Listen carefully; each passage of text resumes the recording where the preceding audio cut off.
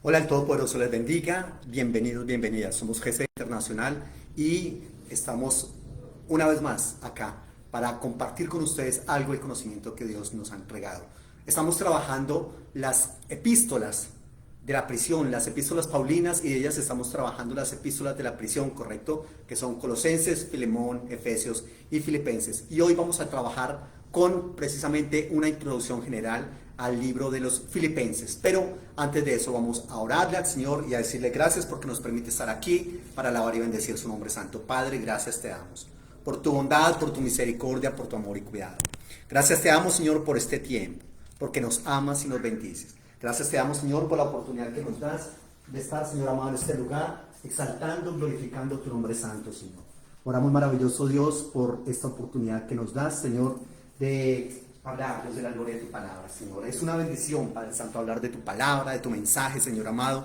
Y bendice, Señor, a Dios de la gloria a las personas, Señor, que verán esta transmisión, Señor amado. Los que la verán ahorita, Señor amado, en directo, los que la verán en diferido, Padre Santo, es para alabanza de tu nombre. Gracias te damos por este tiempo, por tu bondad, por tu misericordia. Tú eres nuestra fortaleza. Tú eres, Señor amado, nuestro refugio. Tú eres, Señor amado, esa mano que nos sostiene, Padre Santo. Nuestro fundamento eres tú. Señor, te entregamos nuestras vidas, Dios de la gloria, todo lo que somos, Señor, lo que deseamos ser, lo que hemos logrado ser y lo que, Señor, seremos en tus manos, Dios de la gloria. Ahí están delante de tu presencia para alabar y bendecir tu nombre santo. Gracias te damos por este tiempo, para tu gloria y honra. Amén.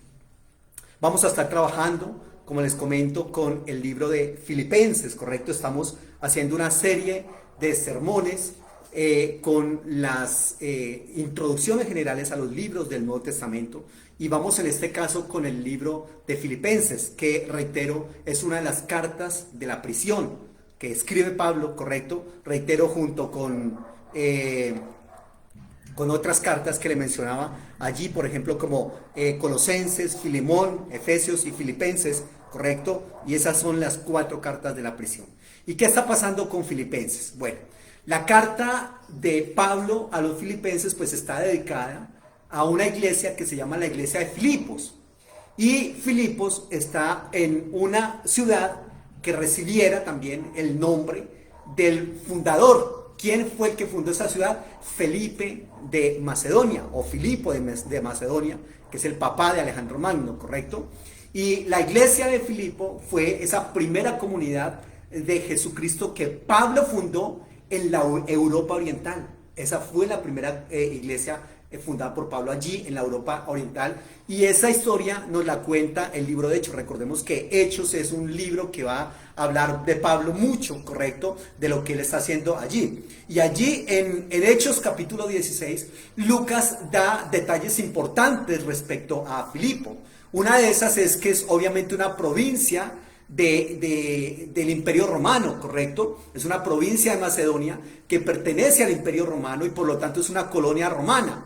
Y estaba llena de soldados retirados. Filipo es una ciudad a la cual van los soldados que han peleado en el Imperio Romano, en el ejército, y ya están jubilados. Y ellos se van allá a Filipo a pasar los últimos días de su vida, es decir, es como un centro de retiro vacacional, excelente, y esa es la ciudad de Filipo. Así es de que Filipo, obviamente, por haber tantos soldados allí, es muy reconocida por un nacionalismo, patriotismo extremos, ¿ya? Y entonces, obviamente, Pablo va a predicar la palabra del Señor allí, tiene resistencia de parte de esas personas cuando está anunciando a Jesús como el único y verdadero rey del mundo. Recordemos que el emperador romano se autoproclama Dios, es el rey, es el emperador, es la máxima autoridad del mundo entero. Y Pablo entonces va diciendo, un momentico, ese no es el verdadero rey es el crucificado.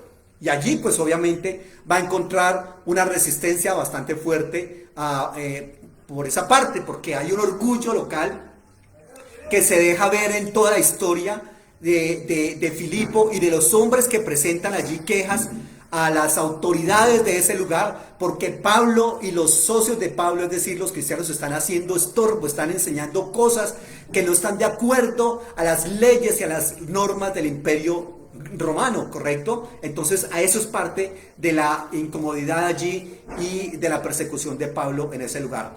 Pablo posteriormente sale de allá y aquellos que se hicieron seguidores del Señor y seguidores de Pablo allí en la iglesia, en la ciudad de Filipo, pues continúan allí con la obra. Obviamente sufren resistencia, sufren persecución, pero siguen siendo esa comunidad de fe, fiel al Señor, fiel al Evangelio, fiel al advenimiento del reino de Dios en la tierra. Estoy hablando de la iglesia de Filipo, porque estamos hablando, haciendo una introducción general a la epístola de Pablo a los filipenses, ¿ya? Entonces, eso es bastante interesante. Entonces, obviamente hay mucha gente que se opone y que le llevan quejas a las autoridades romanas en Hechos 16:21, diciéndole que Pablo y sus amigos están intentando introducir prácticas, reglas contrarias al modelo romano. Hechos 16:20 dice: les presentaron ante los magistrados y dijeron: esos hombres son judíos y están alborotando nuestra ciudad. Enseñan costumbres que a los romanos se nos prohíbe admitir y practicar. Entonces, Filipo presentaba desde esa perspectiva una situación de que los judíos también que estaban allí eran muy pocos, tremendamente pocos, y no podían constituir una sinagoga. Recordemos que había una costumbre entre los judíos que tenía que haber mínimo entre 10 o 12 personas para constituir una sinagoga allí. Ni siquiera había eso, ni siquiera estaba esa parte allí. Entonces, por lo tanto, ellos no podían constituir una sinagoga. Había un lugar para las reuniones de oración en las afueras de la ciudad, ¿ya? Y ese lugar era frecuentado por las mujeres, y Pablo se dirige allí por primera vez y planta allí la semilla del Evangelio, según nos dice Hechos 16:23. Recordemos que Pablo siempre iba allí a esos lugares donde se reunían los judíos para decirles: ojo, que ese Jesucristo es el Mesías prometido, ¿ya?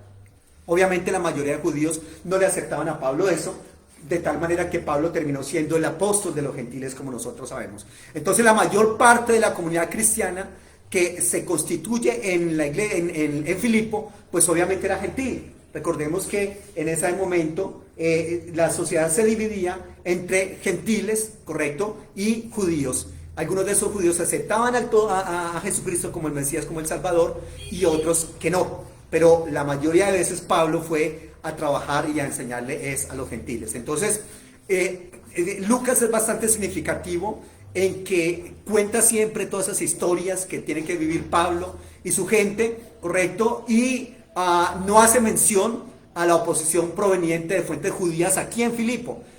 Reitero, lo que es raro, curiosamente, porque siempre tenían una oposición muy grande de parte de los judíos, incluso más que de los gentiles, porque los gentiles realmente no tenían mucho que defender en cuanto a doctrinas, en cuanto a religión y creencias, mientras que los judíos sí eran unos acérrimos defensores de su religión judía, ¿correcto? Y aquí en Filipos viene más la oposición desde los gentiles, que ven sus creencias y sus costumbres amenazadas. Eso es lo que está pasando allí.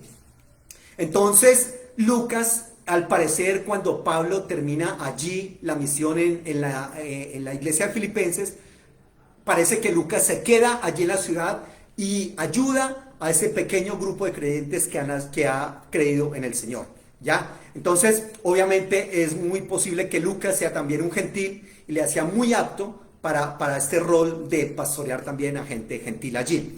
Y a través de él, Pablo seguramente recibe una cantidad de noticias respecto a las condiciones que están rodeando a la iglesia, ¿correcto? Y entonces aprovecha todas esas circunstancias para escribir la carta a los filipenses. Muy seguramente Silas, según Hechos 18:5, también ha ido allí a visitar, dice, desde el 4 dice: todos los sábados discutía en las sinagogas tratando de persuadir a los judíos y a los no judíos. Cuando Silas y Timoteo llegaron de Macedonia, Pablo se dedicó exclusivamente a la predicación, testificándoles a los judíos que Jesús era el Cristo. Entonces allí, por otro lado, también Pablo visita muy seguramente en 2 ocasiones más la ciudad y la iglesia de Filipenses, ¿ya? Ahora, algo bastante interesante es que la iglesia que más contribuye con Pablo en cuanto a donaciones, a regalos, ayudas para el ministerio de Pablo, es la iglesia de Filipenses. Entonces los regalos de la congregación dan un testimonio tremendo del amor, de la preocupación de la iglesia de Filipenses por Pablo, que es un hombre que ha demostrado amor por el Señor, correcto, y que ha hecho de Filipenses el primer punto de parada en la evangelización de Europa, ¿ya? Y entonces allí es bastante interesante esa parte. Ahí Filipenses 4, 15 y 16 habla de eso, 2 Corintios 11, 9 también. En cuanto a la autenticidad de la carta de Pablo a los filipenses, rara vez se ha expresado dudas de que Pablo sea el verdadero autor de la carta, ¿ya? La carta lleva el nombre de Pablo y Pablo revela en esa carta muchos aspectos de su vida como apóstol, ¿ya? Pablo incluye a Timoteo en la carta en el 1:1, pero el hecho de que lo incluya en el saludo no significa que Pablo haya sido un coautor de la carta, ¿correcto? O que menos que Timoteo sea el autor total de la misma. Ni es el autor, ni es parte de la autoría de Timoteo hablando de la carta de Filipenses, ¿ya? En Filipenses 2:19 dice: espero en el Señor Jesús enviarles pronto a Timoteo para que también yo cobre ánimo al recibir noticias de ustedes. Entonces, lo que hace el autor de la carta, que es Pablo, es una referencia de enviar a Timoteo, ¿ya? Y entonces hay ecos de esta carta que se dejan oír también, por otro lado, en personas como Clemente de Roma, en Ignacio, ¿ya? Y en Policarpo también, que son gente que ha utilizado la carta y la han trabajado desde esa perspectiva, ¿ya? Entonces,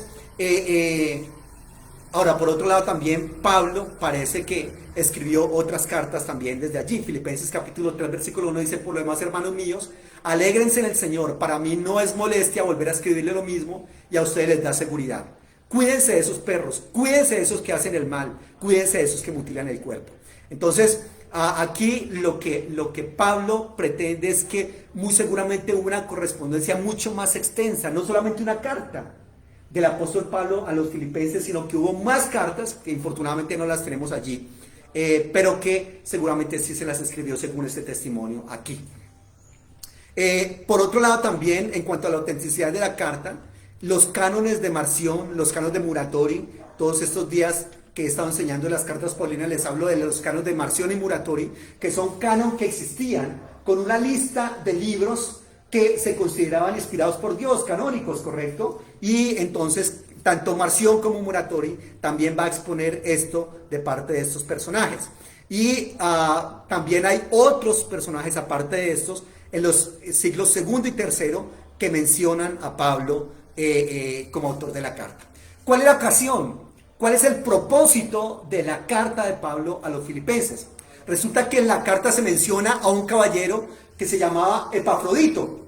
Y Epafrodito había sido enviado por la iglesia con un regalo para Pablo. ¿Cuál iglesia? La iglesia de Filipenses. Recordemos que Pablo en ese momento está en la cárcel, ¿correcto? Entonces la iglesia de Filipenses, como les dije, fue la que más ayuda a Pablo en el sostenimiento económico para el ministerio. Y entonces ellos envían a Epafrodito con ese regalo. Y luego Epafrodito va a regresar ya a Filipos, ¿correcto? Pero antes de eso tiene que recuperarse de una enfermedad que casi lo lleva a la muerte. Es decir, Epafrodito, cuando va a llevarle el presente que le envía la iglesia de Filipo a Pablo, se lo lleva, pero allí adquiere una enfermedad terrible, muy seguramente estaban en Roma, y resulta que en esa enfermedad Epafrodito casi muere. Así es de que él tiene que recuperarse de esa enfermedad para poder volver allí. Eso lo plantea en el capítulo 2, versículo 25 al 30 de Filipenses. Dice: ahora bien, creo que es necesario enviarles de vuelta a Epafrodito, mi hermano, colaborador, compañero de lucha, a quien ustedes han enviado para atenderme en mis necesidades. Él los extraña mucho a todos y está afligido porque ustedes se enteraron de que estaba enfermo. Versículo 27. En efecto, estuvo enfermo y al borde de la muerte, pero Dios se compadeció de él. Y no solamente de él, sino también de mí, para no añadir tristeza a mi tristeza. Así que lo envío urgentemente para que ustedes, al verlo de nuevo, se alegren y yo esté menos preocupado. Recíbanlo en el Señor con toda alegría y honren a los que son como Él, porque estuvo a punto de morir por la obra de Cristo, arriesgando la vida para suplir el servicio que ustedes no podían prestar. Entonces, esto le dio al apóstol Pablo una oportunidad de recomendar a Epafrodito y de escribirle una carta a sus amigos en la cual trata de varios aspectos que se están desarrollando allí o que él tiene conocimiento que se están llevando a cabo en la iglesia de Filipo. Obviamente Pablo en la carta también expresa una gratitud enorme por la donación que ha recibido de la iglesia, aunque lo va a plantear por allá en el capítulo 4, versículos 10 al 18. Pero agradece a la iglesia por ese gesto tan espectacular que tuvieron con él. Y es probable que la referencia que hace a la común de la iglesia que tenían con el evangelio en el 1.5, dice, porque han participado del evangelio desde el primer día hasta ahora, es muy posible que sea como una sutil alusión a la donación, por la palabra comunión que está allí, que es utilizada también con el significado de contribución en varias partes de la obra paulina. ¿Ya? Entonces, aquí Pablo lo que se está pretendiendo es que está considerando, primeramente a la luz de la donación para la obra del Señor, y en segundo lugar como un beneficio personal para él. Pablo dice, esta donación no es tanto para mí como tal, es una donación para la obra del Señor. Y claro, yo también aprovecho aquí esta parte, ¿correcto? Pero Pablo no está tomando esto como algo para enriquecerse. Recordemos que hay una fuerte discusión allí entre los llamados superapóstoles que buscaban una ganancia exorbitante, una ganancia ilegal con el evangelio, tratando de enseñar cosas equivocadas. Y Pablo está en esa lucha contra estas personas allí, ¿ya? Y Pablo también en la carta desea expresar ese amor, esa añoranza, los estoy extrañando a ustedes, santos, que han significado muchísimo para mí a lo largo de los años. Eso lo dice en el 1.8. Dios es testigo de cuánto los quiero. Y a todos con el entrañable amor de Jesucristo, les dice allí en el 1.8. Así es de que Pablo quiere calmar esa ansiedad que siente él, que siente también la iglesia por él, correcto, puesto que saben que está prisionero y que las circunstancias de Pablo obviamente no son buenas. En el 1.12 en adelante dice, hermanos, quiero que sepan que en realidad lo que me ha pasado ha contribuido al avance del evangelio. Es más, se ha hecho evidente a toda la guardia del palacio y a todos los demás que estoy encadenado por causa de Cristo. Gracias a mis cadenas, ahora más que nunca la mayoría de los hermanos, confiados en el Señor, se han atrevido a anunciar sin temor la palabra de Dios. Así es de que Pablo está muy contento por esa circunstancia a pesar de que está en la cárcel, pero allí en la cárcel todos saben que él está allí no por vándalo, no por pícaro, no por usurero, no por ninguna cosa, sino por predicar la palabra del Señor. Y Pablo dice, eso es bastante gratificante para mí. Entonces Dios ha superado las limitaciones de la prisión de Pablo, de modo que Cristo está siendo proclamado, aunque algunos proclaman a Cristo por motivos impropios, ¿ya? Por ejemplo, en el 1.15 Pablo dice, es cierto que algunos predican a Cristo por envidia, otros por rivalidad, otros lo hacen con buenas intenciones. Aquí hay una pregunta muy importante también para nosotros, es ¿por qué, para qué, cuál es el objetivo de que nosotros estemos predicando la obra, el evangelio del reino de los cielos? ¿Para qué predicamos? ¿Cuál es nuestro objetivo al predicar ese evangelio? ¿Para que nos vean como una ganancia deshonesta? ¿Por envidia? ¿Por rivalidad? ¿Hay buenas intenciones? ¿Quiero menguar yo para que Cristo crezca? ¿Por una ganancia deshonesta? En fin, hay una cantidad de motivaciones por la cual se predica el evangelio. Y eso nosotros tenemos que tenerlo en cuenta y es lo que Pablo también está planteando aquí. Entonces, Pablo es importante para él hablar de esos aspectos que les acabo de mencionar. El por qué se predica a Cristo, cuál es el objetivo de predicar, ¿ya? Entonces es muy importante eso. Ahora también hay una tendencia hacia la desunión allí y da pie a un fuerte ruego a favor de una armonía basada en compartir la mente de Cristo. Eso está en el 2 del 1 al 11. Por otro lado, también hay dos mujeres a las que se les hace llegar un ruego especial. En el capítulo 4, versículo 2, dos lideresas allí que al parecer tenían un problema entre ellas y a partir de eso se estaba dando esa desunión de la que les hablo. Ruego a Evodía y a Síntique que se pongan de acuerdo en el Señor, ¿ya? Entonces, en cierta medida, el camino había sido ya preparado para el énfasis a través de lo que Pablo está repitiendo en la carta con la palabra todos, ¿ya? En la acción de gracias al comienzo de la carta lo plantea 4 veces, y por contraste entre la rivalidad y el amor en el 1:15 también lo vuelve a decir. Así es de que lo que era bastante deplorable en Roma podía ser bastante admirable en Filipos, pero resulta que aquí hay que tener entonces mucha unidad.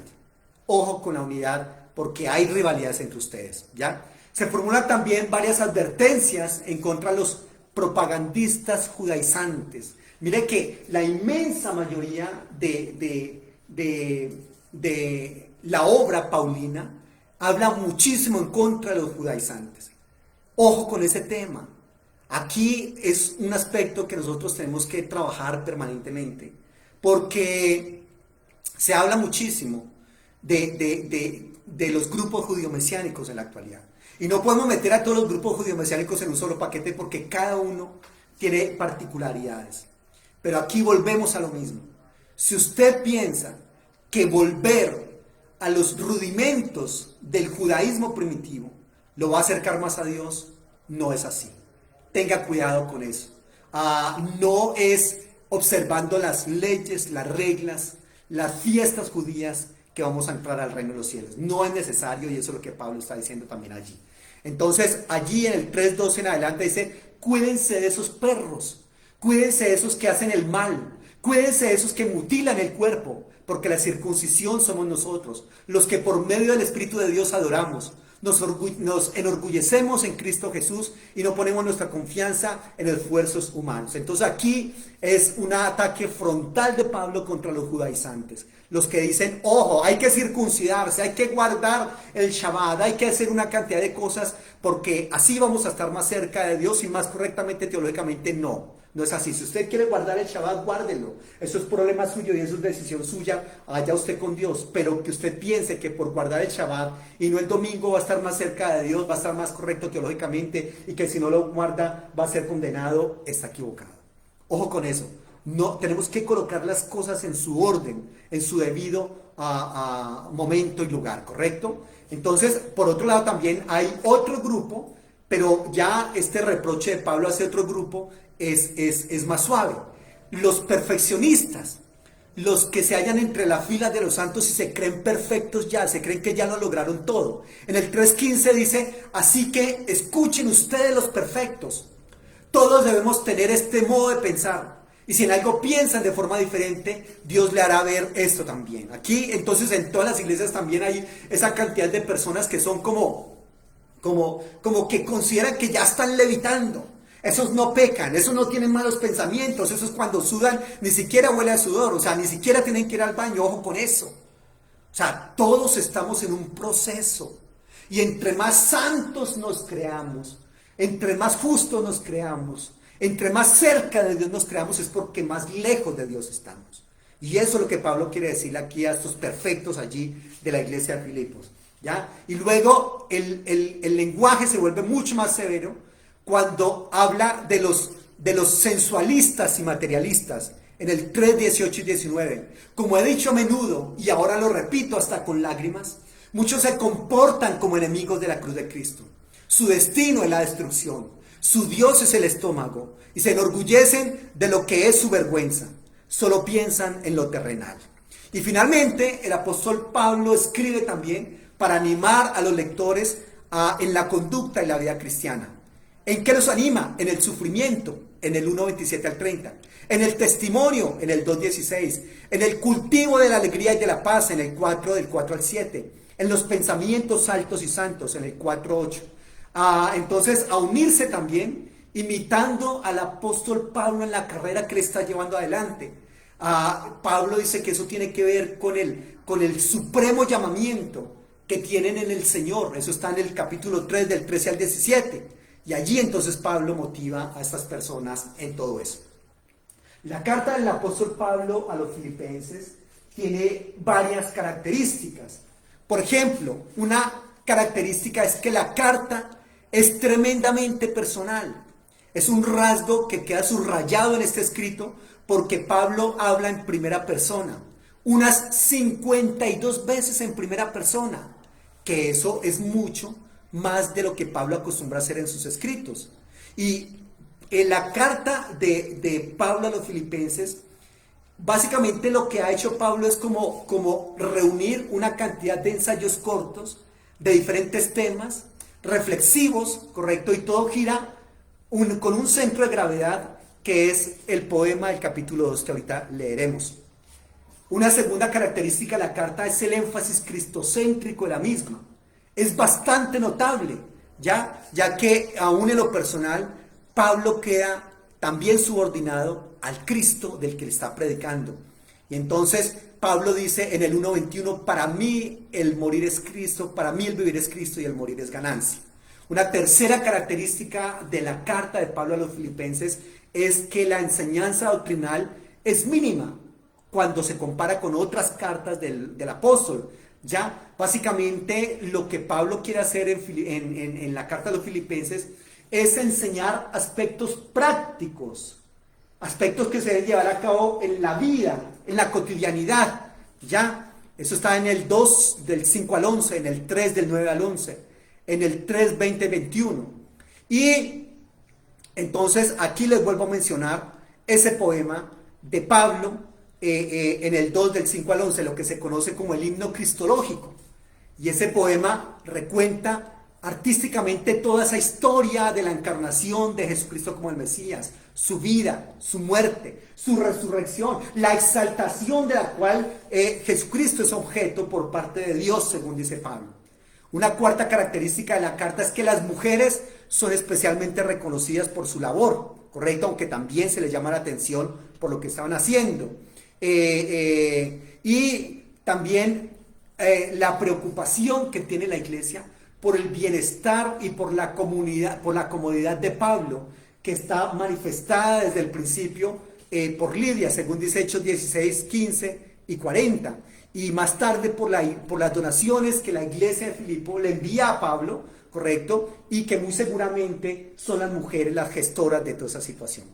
Una quinta característica de la carta de Pablo a los filipenses es que hay posibles alusiones que se hacen de la carta y que tengan la historia secular de la ciudad en mente, ¿ya? Porque Pablo parece usar ese privilegiado trasfondo romano que tiene la ciudad de Filipenses, de Filipo, como base para proponer reclamos de la ciudadanía cristiana. Por ejemplo, en el 3:20 dice, en cambio nosotros somos ciudadanos del cielo, de donde anhelamos recibir al Salvador, al Señor Jesucristo.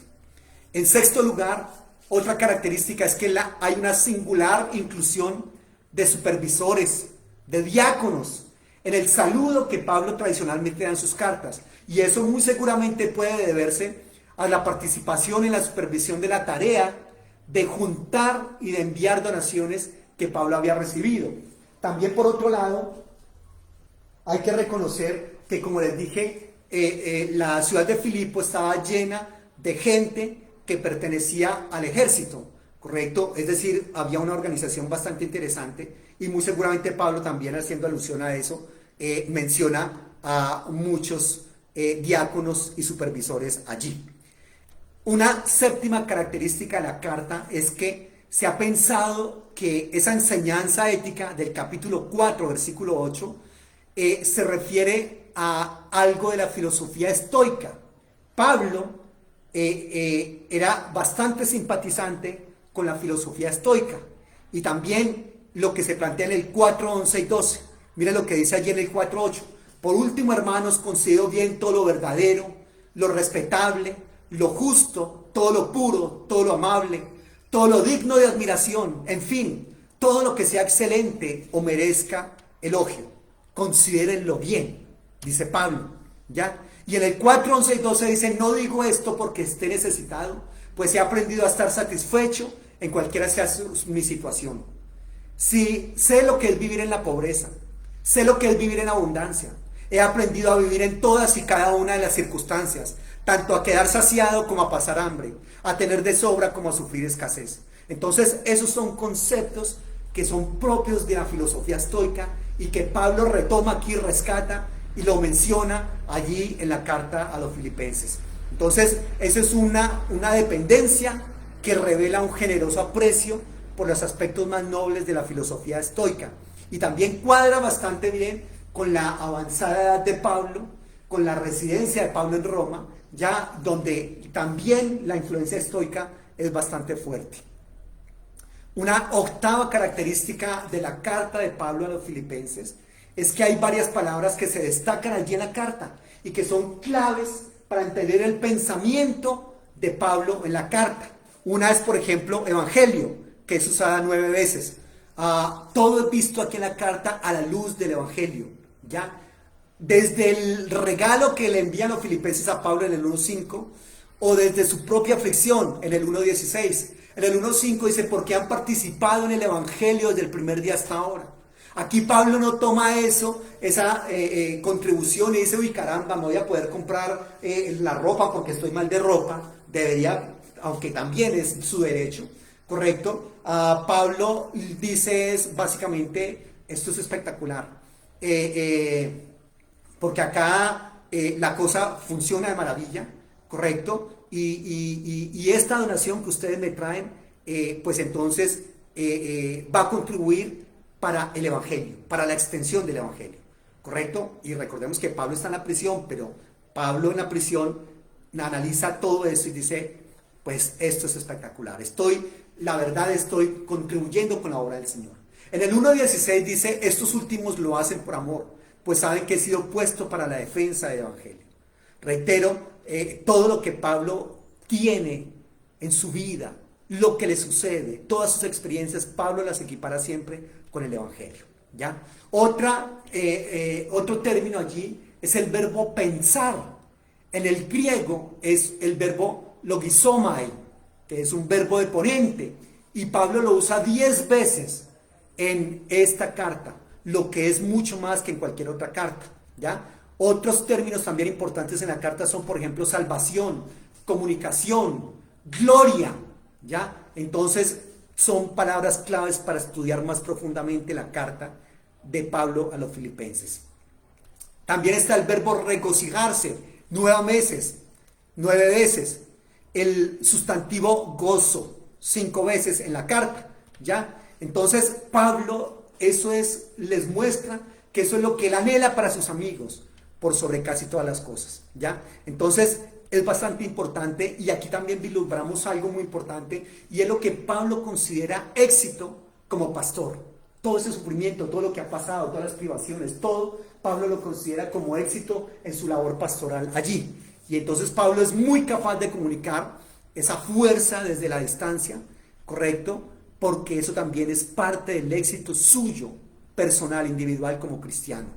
El gozo en Cristo no solamente capacitaba a Pablo para superar esas pruebas de él, sino que también era una fuente de genuinidad, de abundancia, de gozo, de paz, de tranquilidad, de esperanza para los cristianos que leían sus cartas, ¿ya? Y eso es bastante importante acá. Y luego, entonces, Pablo lo que hace luego de esos bocetos es tomar cada una de esas palabras o ideas a partir del poema del capítulo 2 y entonces empieza a equiparar todas esas palabras con ese poema de allí. Entonces el poema de Pablo, ya en cuanto al contenido, el poema cristológico es el centro de toda la carta. En el capítulo 1, versículo 1 en adelante está el encabezamiento de la carta. Hay una introducción a la carta en el capítulo 1 del 3 al 11. Entonces Pablo inicia la carta con una oración de acción de gracias, agradeciendo a Dios por la generosidad de los filipenses, por su fidelidad, y expresa la confianza de que esa obra transformadora de Dios que ha empezado en los que pertenecen a la iglesia de Filipenses va a continuar mostrándose permanentemente con esas expresiones de fidelidad y de amor de ellos. Luego en el capítulo 1, versículo 12, al capítulo 3, 1, hay unas noticias y hay una parénesis. Parénesis es unas enseñanzas allí. En el 1:12 al 26 hay un informe sobre la situación del apóstol Pablo. Pablo enfoca la preocupación más obvia de ellos en ese momento, que es su condición en la prisión. Aman a Pablo, le han ayudado a Pablo siempre, y ahora obviamente Pablo está en la prisión y ellos están preocupados de cómo es que está Pablo. No está muy bien una persona que está en la cárcel, ¿ya? Una prisión romana del siglo I no es nada fácil, pero resulta que había resultado en algo muy bueno para Pablo, porque había ayudado a que Pablo pudiese extender las buenas nuevas acerca de Jesucristo allí. Pablo les dice nuevamente: todos los guardias romanos, los administradores, los presos, todo el mundo sabe acá que estoy en prisión por anunciar a Jesucristo como el Señor resucitado, ¿ya? Y esa prisión de Pablo inspira muchísima confianza a otros cristianos, y entonces eso de hablar de Cristo se ha disparado de una manera impresionante, y a estos que hablan de Cristo no les interesa si ya algún día llegan a caer en prisión, porque no será el primero ni el único. Vea que Pablo también está allá y sigue predicando desde la cárcel. Entonces eso hizo que se hablara mucho más abiertamente de Jesucristo. Entonces Pablo es bastante optimista de esa situación, como también es optimista de que muy seguramente va a ser liberado de la prisión, o que muy seguramente va a ser ejecutado. Pero finalmente Pablo, en una u otra situación, reflexiona y dice: pero la verdad, eso no es tan malo ni un aspecto ni el otro. Pablo dice: pues para mí finalmente el vivir es Cristo y el morir es ganancia. Si vivo, espectacular, porque puedo seguir enseñándole a la gente y predicando el evangelio. Si muero, pues mucho mejor para mí, porque voy a estar con el Señor en el cielo. Entonces, para Pablo, su vida en el presente y en el futuro es definida por la vida y el amor de Jesús por él. Pero reitero, si es ejecutado, va a estar con el Señor, y Pablo dice: eso es muchísimo mejor para mí. Espectacular, es decir, sea lo que sea que me pase, no voy a perder, ¿ya? Si es liberado, significa que puede seguir trabajando, puede empezar más comunidades cristianas, correcto, en fin.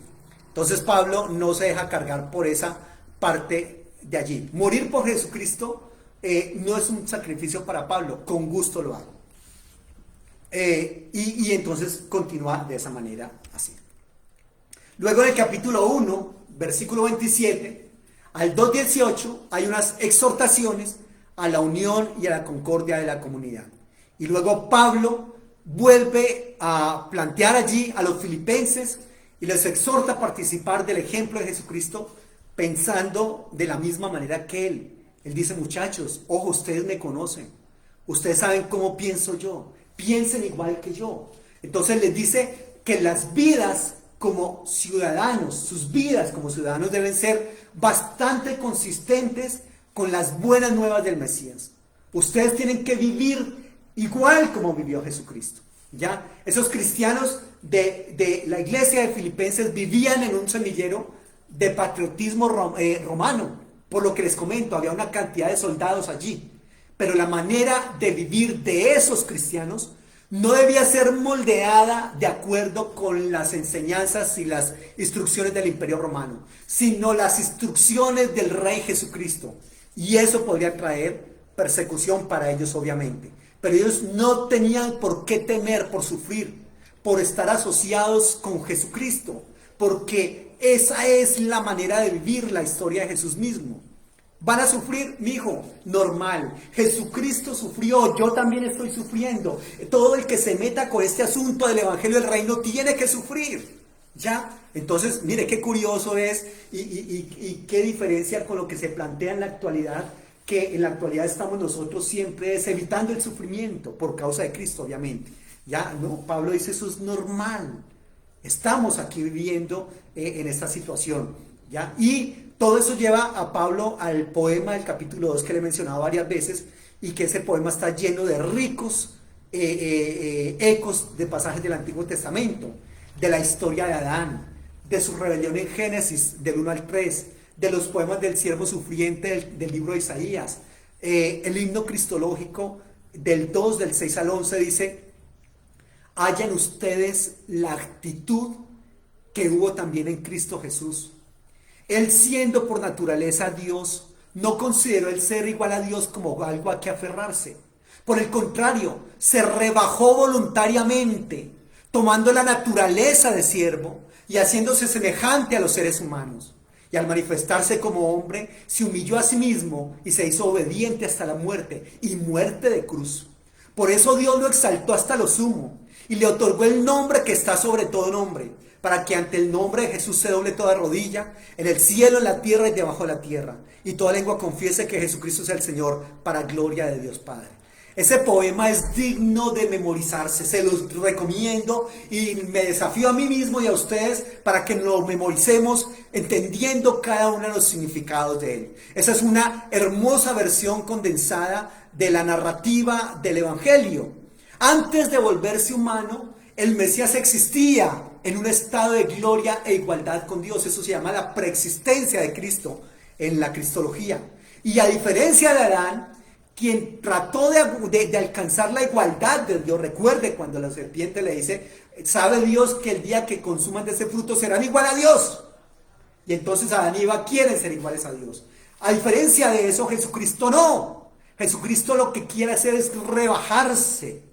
Él no quiso alcanzar la igualdad de Dios. El Mesías eligió no explotar esa condición de igualdad para beneficio propio. Al contrario, se despojó a sí mismo de esa condición. Se hizo hombre, se volvió siervo de todos y aún más permitió que lo humillaran. Estas son cosas espectaculares, pero muy complicadas para nosotros como seres humanos. Tener toda esa actitud, todo ese comportamiento tal cual como Jesucristo, oiga, no es nada fácil. Jesucristo fue obediente al Padre, murió al ir a morir en la cruz romana, pero a través del poder, de la gracia de Dios, la vergonzosa muerte del Mesías fue revertida a través de la resurrección. Satanás no se esperaba eso, de que Jesucristo resucitara, y ahora entonces Dios ha exaltado a Jesucristo hasta lo sumo, como el rey sobre todo cuanto existe. Ni Satanás, ni el imperio romano, ni los enemigos que eran los líderes judíos, nadie se esperaba que luego de que él fuera muerto resucitara. Y ahí está entonces la victoria de Jesucristo, parte de esa victoria, ¿ya? Y entonces Jesucristo lo exalta hasta lo sumo, Dios lo exalta a Jesucristo hasta lo sumo, correcto, por sobre todo lo que existe. Le otorga un nombre que es sobre todo nombre, para que toda la creación reconozca que Jesús es el Mesías, el Señor, y todo para la gloria del Padre. Entonces, toda esta última declaración es asombrosa. Pablo está citando Isaías capítulo 45, donde habla de que toda la creación reconoce al Dios de Israel como Señor. Y el punto aquí de Pablo es muy claro. En el Jesucristo crucificado y resucitado, descubrimos que el único y verdadero Dios de Israel consiste en Dios el Padre y en el Señor Jesús. Entonces, para Pablo, este poema expresa una convicción tremenda acerca de quién es Jesucristo. E incluso hace algo más, ofrece el ejemplo de Jesucristo como la manera más excelente de vivir. Esa manera que sus seguidores debemos imitar. Esa única manera de vivir que va a premiar Dios. Nada fácil, ¿no? Nada fácil una manera de vivir con semejantes características. Vivir como vivió Jesucristo. Es lo que Dios premia. Es lo que Pablo quiere decir acá. Y luego, en el 2, 19 al 30, Pablo continúa hablando de dos noticias sobre Timoteo y Epafrodito. Porque ambas personas, Timoteo, Epafrodito, también están viviendo la historia de Jesucristo. Lo que les acabo de decir acá, la única manera de vivir que Dios premia es vivir a la manera de Jesucristo. Y Timoteo está viviendo a la manera de Jesucristo. Y Epafrodito están viviendo a la manera de Jesucristo. Y entonces Pablo recomienda a esos dos personajes. Los versículos 19 al 24 dice que Timoteo es como Jesucristo, porque él está constantemente preocupado por el bienestar de otras personas más que por su propio bienestar. Y Epafrodito, en los versículos 25 al 30, dice a quien los filipenses enviaron con ese regalo para Pablo y que terminó arriesgando su propia vida para servir a Pablo en la prisión. Que se enfermó tanto que casi murió tratando de ayudar a Pablo, pero Dios tuvo misericordia de él y de Pablo al librarlo de perder ese amigo que es Epafrodito. Y entonces Pablo ahora recomienda a esos dos personajes, Ya, el punto de Pablo aquí es que este tipo de personas son ejemplos vivos. Imiten a Jesucristo, imiten a Timoteo, imiten a Epafrodito. Ya Pablo también había dicho, sed pues imitadores de mí, así como yo de Cristo. Entonces son personas que son ejemplos vivos de la historia de Jesucristo y que, reitero, son dignos de imitar. Luego, en el capítulo 3, versículo 1, al capítulo 4, versículo 1, Pablo se vuelve a su propia historia como ejemplo. En el 3:2 comienza insospechadamente una viva polémica contra los herejes que dura hasta el capítulo 4, versículo 1, porque esos cristianos que habían estado demandando la circuncisión de los cristianos no judíos, recuerden lo que estaba pasando también en la carta a los Gálatas, todavía le están causando problemas a Pablo. Le siguen recordando el pasado a Pablo. Le dicen a Pablo, usted recuerde, amigo, usted no se venga a hacer aquí el boy, el muy santo y el muy no sé qué. Recuerde que usted solía perseguir a los seguidores de Jesucristo cuando intentaba mostrar su rectitud delante de Dios con celosa obediencia de las leyes de la Torá. Pero entonces, al igual que Jesucristo, Pablo también desechó todo ese estatus de privilegio que tenía cuando era fariseo de fariseos y dice que lo considera todo como basura. De hecho, la palabra que Pablo utiliza aquí es escúbalon, que significa desechos, inmundicias, algo asqueroso, algo que ni siquiera un perro escasamente se come. Y dice, todo eso que yo tenía antes por ganancia, todo eso para mí es basura ahora. ¿Cuánto les ha pasado? Que muchas cosas cuando usted antes de conocer a Dios tenía como ganancia, que eran importantes para usted, ahora dice esas estupideces. Hay gente que, por ejemplo, cuando tomaba, cuando bailaba y en estas fiestas decembrinas, eso la gente, y luego hablan y dicen, duramos no sé hasta qué días, no sé cuántos días tomando y bailando, etcétera, etcétera. O cuando la persona tiene mucho dinero y no conoce al Señor y después entonces empieza a decir, todo eso es basura. Cosas que para muchas personas son importantes y uno ya en la obra del Señor le va quitando importancia a esto. Le va restando importancia y él está despojándose entonces de todo para hacerse un siervo, para imitar a Jesucristo, para participar en los sufrimientos y en el amor sacrificial que también experimentó y vivió Cristo. Y todo eso lo hace esperando que el amor de Cristo lo sostenga hasta la muerte y hasta la resurrección. Entonces Pablo dice que para todos los seguidores de Jesús la verdadera ciudadanía está en el reino de los cielos. Ojo, usted puede ser ciudadano romano o puede ser un ciudadano judío de cualquier otra índole y muy seguramente, sea de donde sea usted, muy seguramente va a tener eso por lo mejor o por lo más bajo, en fin, pero nuestra verdadera ciudadanía es en el reino de los cielos. ¿Ya? Para Pablo esto no significa que debemos estar esperando salir de la tierra e ir al cielo algún día, más bien que el cielo es el lugar trascendente donde Jesucristo gobierna como rey, pero que también nosotros tenemos que hacer de esta tierra el reino de los cielos. ¿Correcto? Intentar mejorar todo esto que nosotros estamos viviendo. Parte del proyecto de Dios para nosotros es, aparte de adorarle y de estar con Él, es que nosotros contribuyamos para que este mundo del cual estamos sea un mucho mejor lugar para vivir del cual nosotros encontramos. Y Él dice, esperamos ansiosamente que nuestro Rey Salvador venga de ahí, regrese para traer su reino de justicia sanadora, de amor transformador para producir una nueva creación. Y luego en el capítulo 4, versículos 2 al 9 dice, Pablo reta a los filipenses a seguir viviendo la historia de Jesús. Y se dirige primero a las dos mujeres que les mencioné anteriormente, Evodia y Síntique, líderes prominentes de la iglesia que trabajaron junto con Pablo, pero resulta que ahora tienen situaciones en conflicto. Y cuando hay situaciones en conflicto entre los líderes de una iglesia, no son solamente ellos, sino que arrastran a una cantidad de personas con ellos. Y eso estaba pasando acá. Y Pablo les dice, por favor, sigan el ejemplo y la humildad de Jesucristo. Si tienen que ceder, cedan a lo que tengan que ceder. Pero no es posible que ustedes sean objeto de destrucción allí para esta iglesia. Entonces les dice que se reconcilien, que sean unidas, ¿ya? Luego Pablo exhorta también a los filipenses a no rendirse al temor, sino que a pesar de la persecución expresen todas sus emociones, sus necesidades y Dios les va a dar paz, ¿ya? Entonces, cuando se termina la carta con exhortaciones, hay una nueva invitación al gozo y muchas muestras de agradecimiento por los regalos recibidos de los filipenses. Eso está en el capítulo 4, del 2 al 20. Esa paz, dice Pablo, viene al enfocar sus pensamientos en lo que es bueno, en lo que es verdadero, en lo que es amable. Siempre hay algo por lo que podemos nosotros quejarnos, pero un seguidor de Jesucristo, sobre todo cuando se trata del sufrimiento por Cristo, sabe que todo en la vida es un regalo y que podemos elegir ver la belleza y la gracia en cualquier circunstancia de la vida. ¿Ya? No importa lo que estemos viviendo, démosle gracias a Dios en esas circunstancias. Nada fácil. Reitero, no es nada fácil lo que Pablo propone aquí a los filipenses cuando les habla de vivir la vida de Cristo. Pero entonces, ese es el desafío precisamente.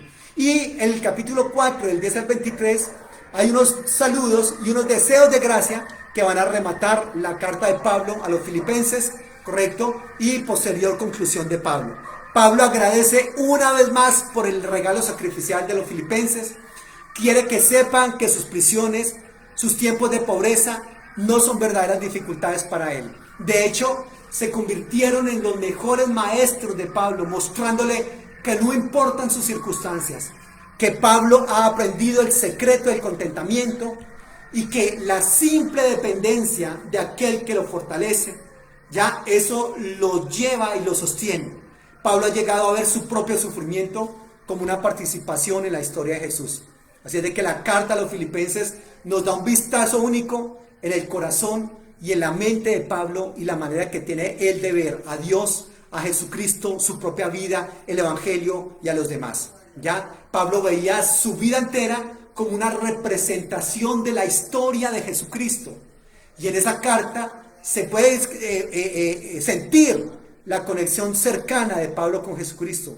Su conciencia de que el amor, la presencia de Jesucristo están más cercanos a él que su propia piel. Que Jesucristo está con Pablo en todos esos momentos de dificultad, de escasez, de hambre, de enfermedad, de tribulación. Que no está solo. Que Jesucristo está incluso más cerca de Pablo que su propia piel. Y que eso es lo que le da esperanza y humildad en sus horas más cercanas. Así que Pablo nos va a mostrar que conocer a Jesús es siempre un encuentro bastante personal, bastante transformador, y eso es lo que nosotros necesitamos, esperamos y debemos perseguir.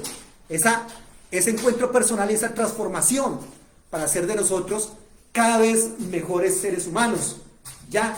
Y que esa clase de Jesucristo al que Pablo invita a los demás a seguir es el derrotero de nosotros, es el ejemplo que debemos nosotros seguir, y de eso se va a tratar la carta de Pablo a los filipenses. ¿Qué tal? Bastante interesante todo esto. Reitero, estas son lecciones que nosotros estamos trayendo en GESED Internacional como una propuesta cada vez más y mejor al entendimiento de los libros de la Biblia, en este caso las cartas paulinas, las cartas de la prisión que escribe Pablo, como es en este caso Filipenses. Damos gracias al Señor por todo esto, le rogamos que el Señor nos guíe, correcto, a hacer su voluntad, a vivir la vida que Jesucristo vivió en este mundo, porque eso es finalmente lo que nos lleva al Padre. El Todopoderoso les bendiga, deseo que estén teniendo un excelente tiempo y que esto que hemos aprendido nos pueda ayudar, nos pueda otorgar herramientas para seguir viviendo, reitero, una vida de acuerdo a Jesucristo y recibir los dones ganados por Él. El Todopoderoso les bendiga. Somos GESED Internacional, una institución de educación virtual bíblico-teológica, y continuamos con nuestro proceso tratando de vivir la vida de Jesucristo. Un abrazo y que estén muy bien. Muchísimos éxitos.